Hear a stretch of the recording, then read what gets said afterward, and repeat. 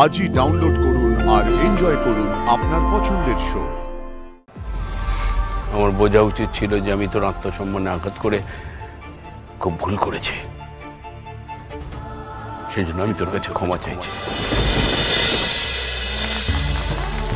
আমরা আমাদের অতিথিদের বরণ করে নিয়েছি। এবার আমাদের ন্যাড়া গোয়ালের ভূমিপুত্র আশুতোষ বসুকে অনুরোধ করব ন্যাড়া গোয়ালের উপস্থিত সকলের উদ্দেশ্যে কিছু বলার জন্য।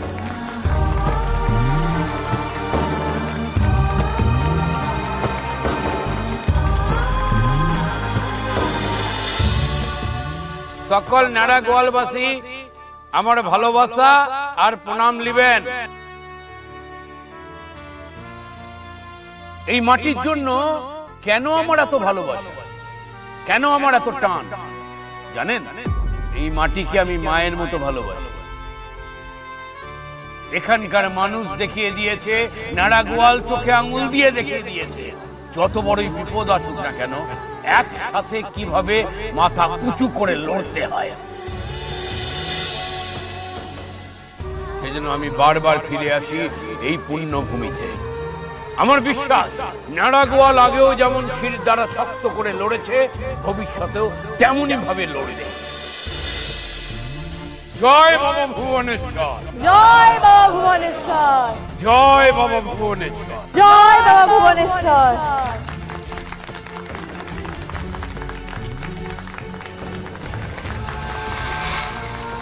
এবার আমি ভিডিও ম্যাডামকে অনুরোধ করব উপস্থিত সকলের উদ্দেশ্যে কিছু বলার জন্য।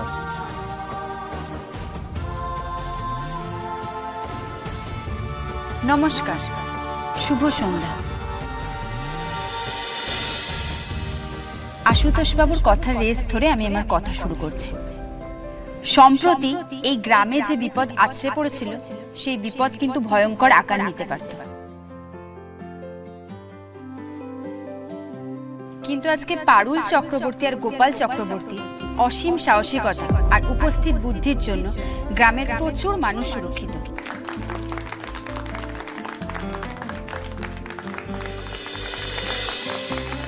এরা নিজেদের জীবনের তোয়াক্কা না করে অন্যের বিপদে ঝাঁপিয়ে পড়েছে।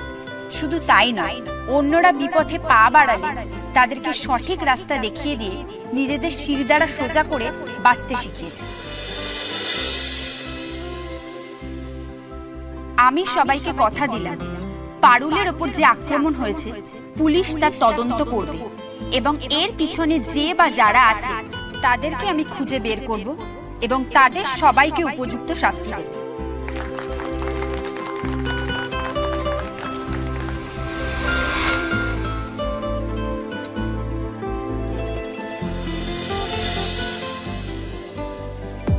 এবার আমি মঞ্চে ডেকে নেব গোপাল চক্রবর্তীকে। তাকে সংবর্ধনা জানাবেন আমাদের video madam.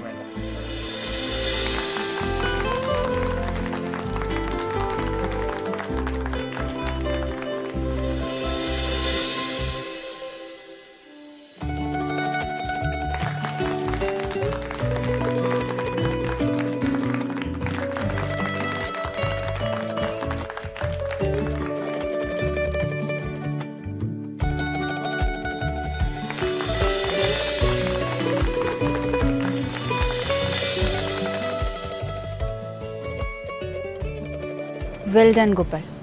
Great job. Thank you, madam.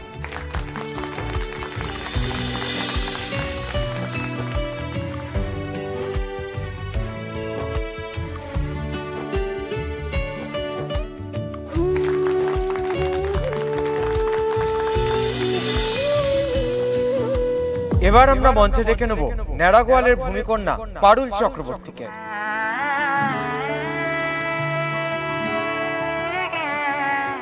এবং তাকে সংবর্ধনা দেবেন ন্যাড়া গোয়ালের ভূমিপুত্র আশুতোষ বসু।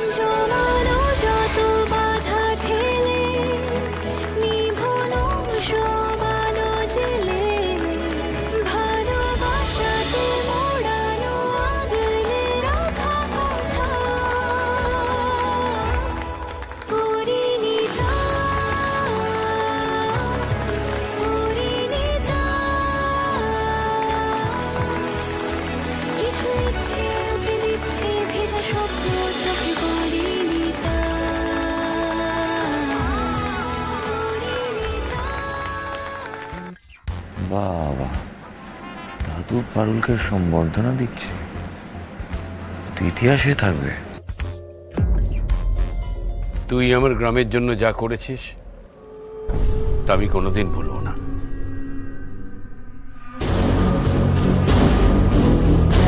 তোর প্রতি যে রাগ আর অভিমান আমার ছিল সেটা দূর হয়ে গেছে পারুল। তুই তোর গুণ দিয়ে আশুতোষ বসুকে জিতে নিয়েছিস আবার।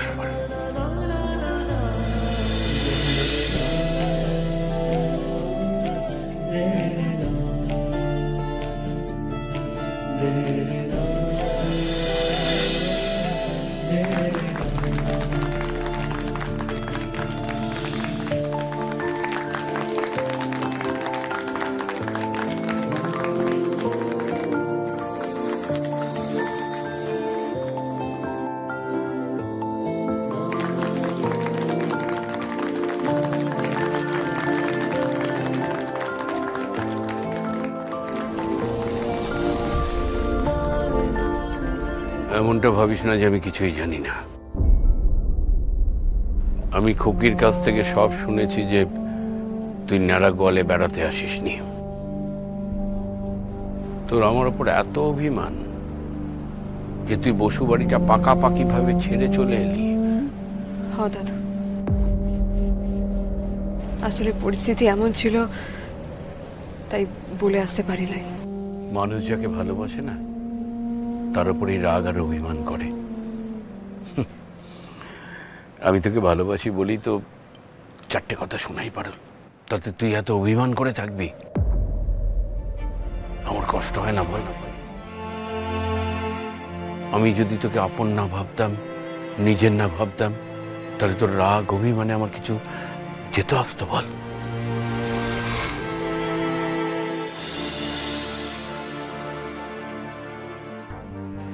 কি কথা বলছো ওরা?